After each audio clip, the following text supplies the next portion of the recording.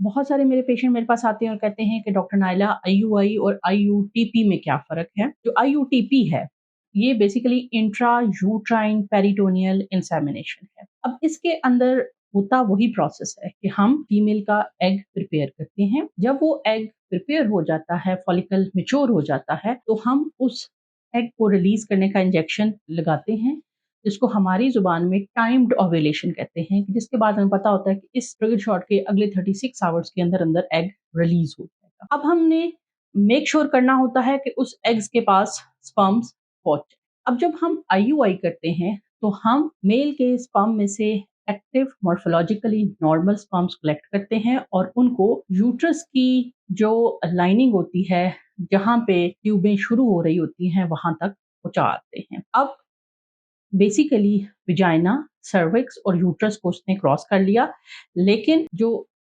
Tube के ostia होते हैं उसको स्विम करके वो अंडे तक पहुंचेगा और फिर वो फर्टिलाइजेशन। अब आईयूटीपी के अंदर क्या होता है? आईयूटीपी के अंदर ये होता है कि जो हम स्पर्म्स इंसेमिनेट कर रहे हैं यूट्रस के अंदर, उनका वॉल्यूम हम बढ़ा लेते हैं, जिससे हम क्या करते हैं, मल्टीपल पुशेस की मदद से सर्विक्स को लॉक करते हुए हम यूट्रस के अंदर एंडोमेट्रियम में एक प्रेशर जनरेट करते हैं, जिससे कि स्पर्म्स का जो सैंपल होता है वो इवन ऑस्टिया को क्रॉस करके ट्यूब्स तक पुश करके और यहाँ तक के पेरिटोनियम तक पहुंचा दिया जाता है। यानी जहां-जहां अंडा मौजूद हो सकता है, वहां तक हम स्पर्म को मेक श्योर करते हैं कि हम इस टेक्नोलॉजी तक पहुंचा के आएँ, ताकि अगर स्विमिंग ऑफ स्पर्म्स में प्रॉब्लम है और वो ऑस्टिया को क्रॉस ना कर सकें, या कोई जो ऑस्टिया से क्रॉस करते हुए स्पर्म्स जो हैं वो उनकी तादाद कम हो जाती है ट्यूब तक पहुंचने के लिए, तो वो मज़ीद मेक श्योर किया जा सके कि एग के पास maximum number of healthy sperms पहुंच गए हैं।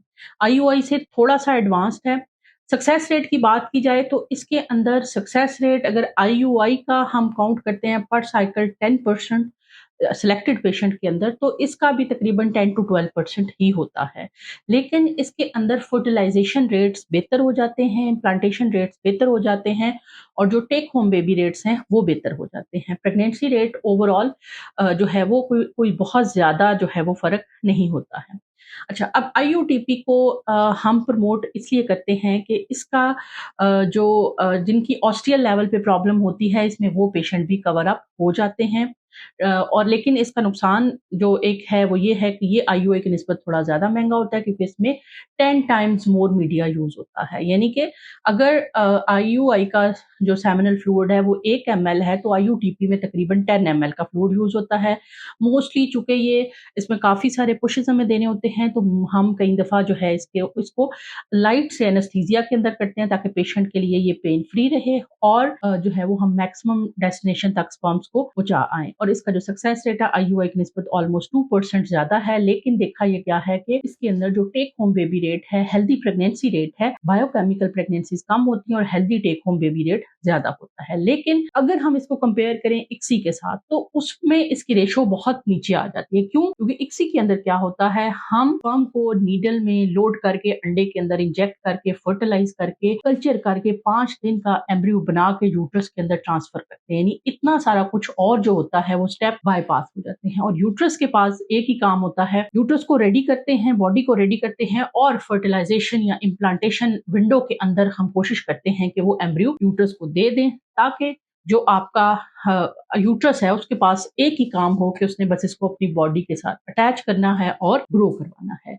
ICSI with a healthy embryo with HRT protocol की सक्सेस रेट 60 टू 70% है। With a healthy genetically tested blastocyst और with 2 healthy untested blastocyst के साथ expanded blastocyst के साथ रेशो, क्योंकि उसके अंदर 50% काम हम बॉडी को करके दे रहे हैं। लेकिन आईयूटीपी में बाकी सारे चूंकि स्टेप्स खुद करते हैं, फर्टिलाइजेशन फेलियर हो सकता है, आपका इम्प्लांटेशन फेलियर हो सकता है कि एंड और स्पर्म आपस में मिले लेकिन आगे उनकी कल्चरिंग सही ना हो, वो ब्लास्टोसिस्ट बन ही ना सके, वो सारे जो स्टेप्स हैं वो इसी के अंदर बाईपास हो जाते हैं और एक हेल्दी एम्ब्रियो यूट्रस को मिलता है, जिसमें कि सिर्फ जो है वो उसको इम्प्लांट करना होता है। इसलिए आईयूआई और आईयूटीपी कभी भी इक्सी की रिप्लेसमेंट नहीं हो सकते। सिलेक्टेड पेशेंट लॉन्ग इनफर्टिलिटी के साथ अगर वो अपनी सक्सेस को बेहतर बनाना चाहते हैं और टाइमली कंसेप्शन पे जाना चाहते हैं, तो इक्सी से ज़्यादा बेहतर कोई प्रोसीजर नहीं है।